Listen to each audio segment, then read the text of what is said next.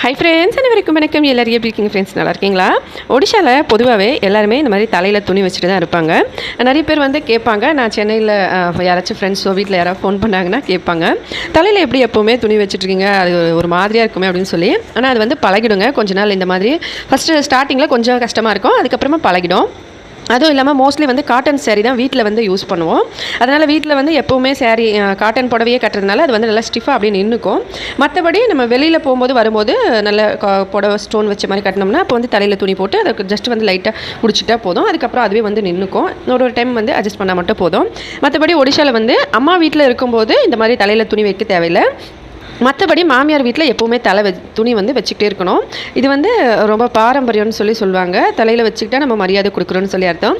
எங்கள் மாமியாருக்கு கிட்டத்தட்ட 60 வயசுக்கு மேலே ஆயிடுச்சு. அவங்களுமே இந்த வயசில் கூட வச்சுட்டு இருக்காங்க பாருங்கள். வீடியோ பிடிச்சிருந்தா லைக் பண்ணி ஷேர் பண்ணி சப்ஸ்கிரைப் பண்ணுங்கள். ஹெல்தியாக சாப்பிட்டு சந்தோஷமாக சேஃபாக பத்திரமா வருங்க. நன்றி, வணக்கம்.